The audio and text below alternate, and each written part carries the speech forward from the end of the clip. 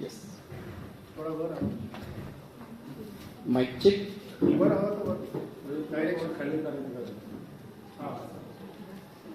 Mic check. 1 2 4 1 2 4. अरे 3 कुठे गेला? नमस्कार. सो इतिहासात प्रथमच म्हटल्याप्रमाणे माझ्या आयुष्यातलं हे प्रथमच अभिवाचन आहे, त्यामुळे चूकभूल देणेघेणी. जसं संजय म्हटलं तसं पु ल देशपांडे मुळातच विनोदी व्यक्तिमत्व आहे. ती मुळात एक श्रुतिका आहे. 1960-70च्या दशकामध्ये पु ल देशपांडे यांनी आकाशवाणी आणि नभोवाणी या माध्यमातून बऱ्याच श्रुतिका आणि नाट्य सादर केलं. पण ते गेल्यानंतर त्यांनी जे हस्तलिखित होतं ते सुनीताताईंनी जे पब्लिश न झालेलं जे काही साहित्य होतं ते पुस्तक रूपाने रेडिओवरील भाषणे आणि श्रुतिका भाग 1 आणि भाग 2 अशा 2 भागांमध्ये हे पब्लिश केलेलं आहे. त्यापैकी आज मी एक श्रुतिका सादर करतो. त्याचं नाव आहे रॉंग नंबर, पु ल देशपांडे. माणसांसारख्याच यंत्रांना सुद्धा काही जन्मजात खोडी असतात असं माझं मत झालं आहे. नाटक रंगात आलेलं असताना वीज पुरवठ्याला गुप्त होण्यात एक आसुरी आनंद असतो.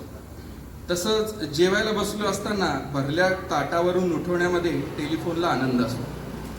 आपण जेवायला बसण्याची वार्ता ही टेलिफोनला कशी काय लागते हेच मुळात कळत नाही.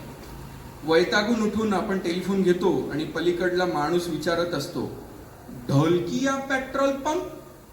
क्षणापूर्वी वरण भाताचा घास गिळलेला असतो आणि आता मात्र राग घ्यायची पाळी येते. अशा प्रसंगी सॉरी, रॉंग नंबर हे शब्द आवाजाची पट्टी चढवू न देता उच्चारायला एक प्रकारची योग साधनाच करावी लागते. मर्ढेकरांनी जरी ट्रिंग ट्रिंग जैसा खोटा नंबर हलो हलोला हलकट उत्तर असं म्हटलेलं असलं तरी ते हलकट उत्तर दुसऱ्याचं आपल्याला येणार, आपलं दुसऱ्याला जाणारं नव्हे. कुठल्या तरी अनोळखी आवाजाला आपल्या तसल्याच एका अनोळखी आवाजाने हलकट उत्तर देणं हे हवे लाठी फिरवण्यासारखं असतं. आता हे असल्या उत्तरांची देवघेव झाली की मगच कळतं. मी तर हल्ली रॉंग नंबर आला की कोणी बिचाऱ्याचे कॉलचे पैसे फुकट गेले असा विचार करून मऊ मेणाहुनी असा आवाज काढून सॉरी हा रॉंग नंबर असं म्हणतो. पलीकडल्या माणसाला मला हुंकाच फुटेल की काय असं वाटावं इतक्या मऊ सुरात मी रॉंग नंबर म्हणतो. मात्र हे रॉंग नंबर लागतातच कसे हे मला अजूनही कोडच आहे. मला खरं तर टेलिफोन हेच एक मुळात कोड आहे. आपण वेगवेगळ्या आकड्यांची एक चकती फिरवतो काय, कुठंतरी घंटा वाजते काय, आपल्याला हवे असलेले गृहस्थ किंवा त्यांची मंडळी यांच्याशी संवाद सुरू होतो काय, सगळं काही अजबच.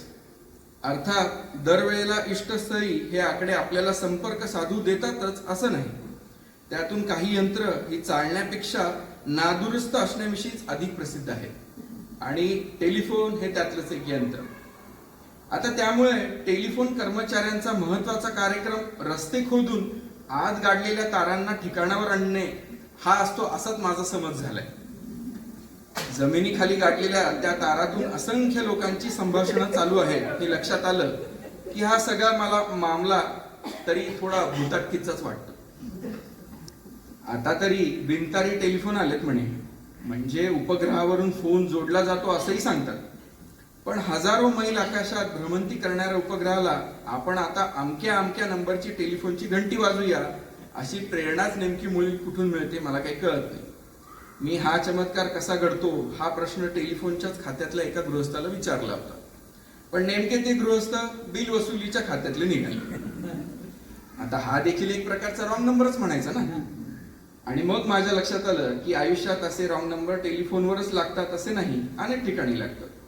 आपण गाणं ऐकायला रेडिओचं बटन दाबलं की बाजार भाव ऐकायला मिळतो आणि टीव्हीवर छायागीत असेल म्हणून कळ फिरवावी तर 2-3 डॉक्टरनी क्षयरोग प्रतिबंधक योजना समजावून सांगत असतात. आता काही कुंडल्यांमध्ये राईट नंबरपेक्षा रॉंग नंबरचेच निरनिराळे योग असावेत अशी माझी धारणा झाली आणि त्यातलीच एक कुंडली माझी.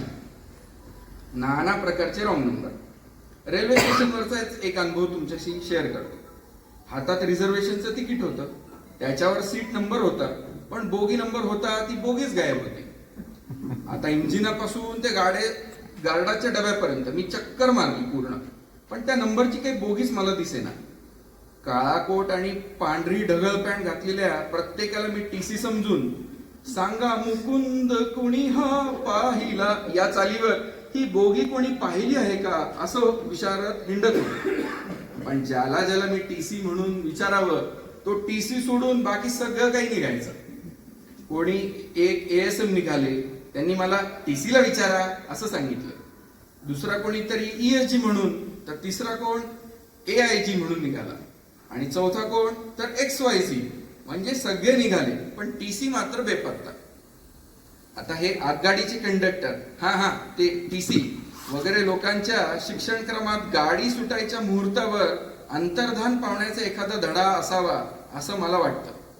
शेवटी एका काळ्या कोटवाल्याला पकडून अहो 101 हा डबा मला सापडत नाही हो, तुम्ही शोधून सांगाल का?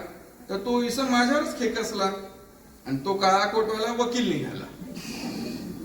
आता आपण तिकीट मास्तरासारखे दिसतो याचा त्याला राग आला होता. आता वास्तविक माझं म्हटलं तर चूक झाली होती आणि म्हटलं तर चूक नव्हती सुद्धा. अर्थात टीसीचा काळा कोट आणि वकिलाचा काळा कोट यातला फरक मला तो काय कळायला हवा होता. टीसीचा जरा पुष्कळ स्वच्छ असतो म्हणे, तर ते असू द्या. मुद्दा प्रत्यक्षात समोरासमोर हे असे रॉंग नंबर लागायचे आहेत आणि ते खेकसायला कशाला हवं. तात्पर्य काय तर हा देखील एकमेकात 3-4 टेलिफोन नंबर घुसवतात तशातलाच एक प्रकार आहे. पण अशा वेळी कोणी कोणावर सहसा खेकसत नाही. आमने सामने खेकसणं हे यावेळी महागात पडू शकतं. टेलिफोनवर ठीक आहे हो, कोण खेकसतं हे कळायला मार्ग नसतो. पण रॉंग नंबरच्या प्रसंगी तर हा खेकसून घेण्याचा योग फार वेळा येतो. आपण नंबर फिरवावा आणि नम्रपणे विचारावं, पाटील साहेब आहेत का? तो रॉंग नंबर निघावा आणि सॉरी रॉंग नंबर असं उत्तर न देता कोण पाटील, इथं पाटील बिटील कोणी राहत नाही, बंद करा असा उद्धटपणा ऐकायला मिळतो.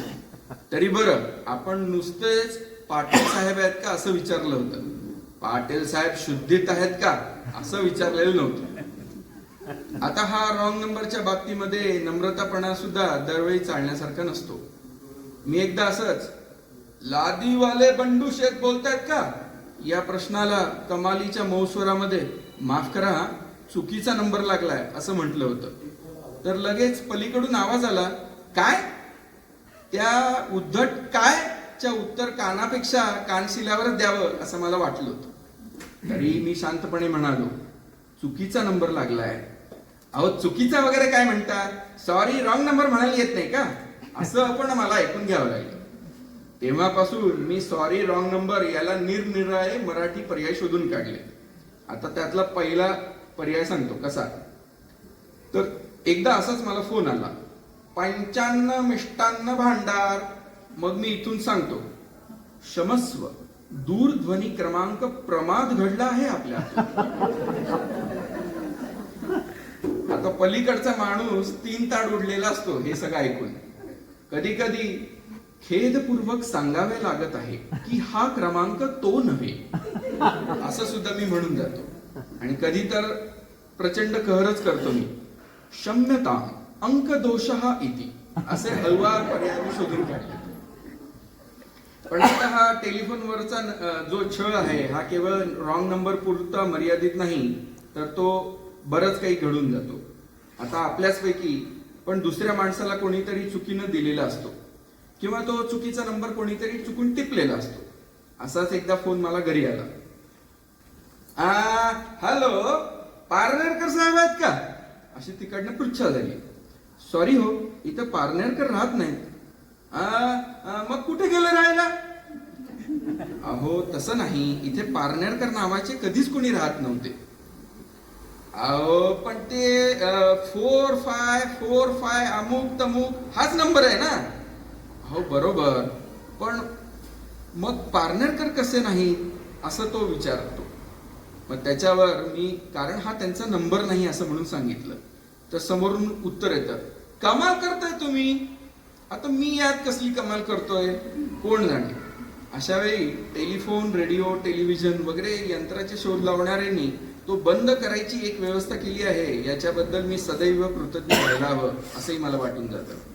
एक वेळ रॉंग नंबरचा उपद्रव परवडला. पण रॉंग माणसं टेलिफोनवरनं जो काही उपद्रव देतात तो महाभयंकर असतो. आता आमचेच एक गोपाळराव नामक ओळखीचे गृहस्थ आहे. टेलिफोन उचलल्या क्षणापासून ते नुसते हॅलो हॅलो असा गजर करत असतात. आता उदाहरणार्थ, आता उद्या संध्याकाळी नाना काका, गंगू मावशी, सुमी, कुंदा आणि अजय पंढरपुरावरून 7च्या एसटी न येणार आहे असा निरोप असतो. आता हा तसा मुळात धक्कादायकच निरोप म्हणायचा, पण तो गोपाळरावांच्या डंगात टेलिफोनवर ऐकायचा म्हणजे प्राण संकटच. आता गोपाळराव सुरू करतात, हॅलो हॅलो हॅलो. मी तिकडनं म्हणतो, हॅलो हॅलो गोपाळराव, हा मी गोपाळराव बोलतोय. हॅलो, उद्या संध्याकाळी. हॅलो, ऐकू येतंय ना? मी म्हणतो, गोपाळराव ऐकू येतंय मलाच नव्हे आमच्या सगळ्या आईला ऐकू येते. तिकडून गोपाळराव विचारतात, बाई आलीये? अहो बाई नाही गोपाळराव, आई आई. बर ते जाऊ द्या, निरोप द्या. मग गोपाळराव पुन्हा सुरू करतात, हॅलो तुमच्या घरी उद्या ना? हॅलो संध्याकाळच्या हॅलोनी. हॅलोनी नाही, अहो सॉरी, संध्याकाळच्या एसटी ना. हॅलो गंगू मावशी, नाना काका, हॅलो सुमी, कुंदा, हॅलो हा अजय येत आहे. गोपाळरावांचा फोन असा हॅलो कल्लोळ करत असतो. त्याच्या उलट काही लोक आपण फोन करून ऐकणाऱ्याला आपण कोण आहोत हे आधी सांगायला तयारच नसतात. त्यांची रीत म्हणजे, हॅलो आपण कोण बोलताय? मग आपण विचारतो कोण पाहिजे आपल्याला, की लगेच तिथून पुन्हा आपण कोण बोलताय. बराच वेळ आपण कोण हे चालू असतं. आता हा संवाद थांबवण्याचा सोपा उपाय म्हणजे रिसिव्हर खाली ठेवून टेलिफोन बंद करणं. आता टेलिफोन उपद्रवकांच्या संप्रदायात आणखी एक नमुना आहे, तो म्हणजे फोन करून कोण बोलतंय ओळखा पाहू असे म्हणणारे लोक. आणि आपण असहाय्यपणे कोण बोलतंय असं विचारावं तर पलीकडून काय ओळखलं नाही वाटतं, ओळखला नाही आवाज असं आपण म्हणतो. आपण नाही ओळखलं हे कितीही कवटाळून जरी सांगितलं तरी त्यांचं चालूच, ओळखा. असल्या लोकांना आपला आवाज म्हणजे मोहम्मद रफी किंवा मुकेश यांच्या आवाजासारखा जगप्रसिद्ध आवाज आहे असंच वाटतं. ते काय मला काही कळत नाही. आता असल्या पापग्रहावर मी एक तोडगा शोधून काढलाय. हे आवाज ओळखा प्रकरण जरा जास्त ताणलं गेलं की जरा थांबा ओळखतो असं म्हणून मी तसल्या वैतागजनाला तसाच तंगवत ठेवतो. चांगली 2-4 मिनिटं जाऊ देतो आणि ओळखलं असं म्हणून, रामभाऊ पाटील ना?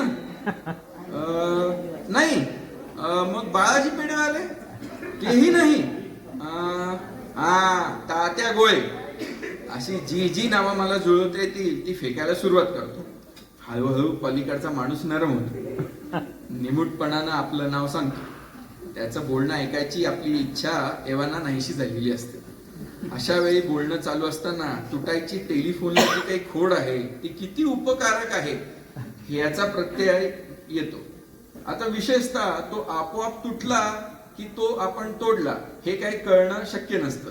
हा त्यातला विशेष उपकारक गुण.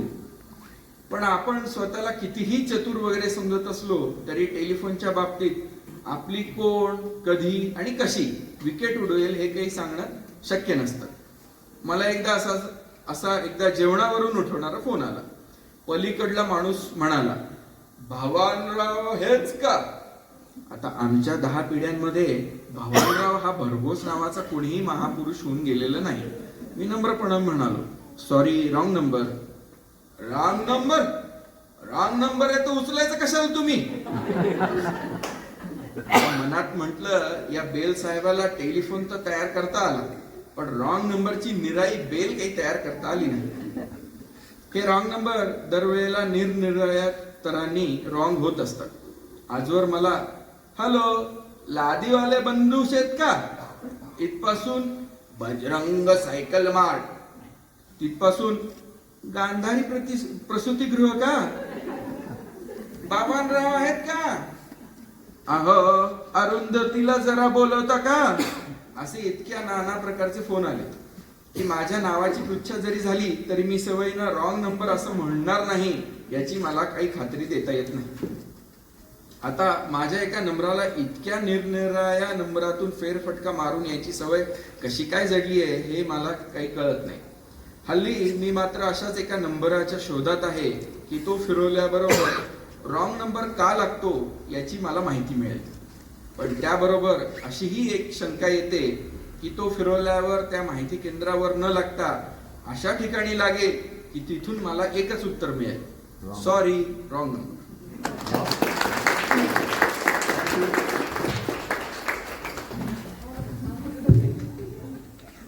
क्या बात आहे स्वप्नील. परत एकदा स्वप्नीलसाठी जोरदार टाळ्या. आवाजाचा जो चढ उतार होता, प्रत्येक डायलॉग डिलिव्हरी जी वेगळी होती ती सुंदर होती. आणि पु ल देशपांडेंचं लेखन म्हणजे काय म्हणायचं. तू रॉंग नंबर लावलायस का कधी. बरेचदा कुठला लागला बरोबर. जो लागलेला आहे तो पहिल्याच झटक्यात लागला होता. चल, धन्यवाद. हार्दिक शुभेच्छा.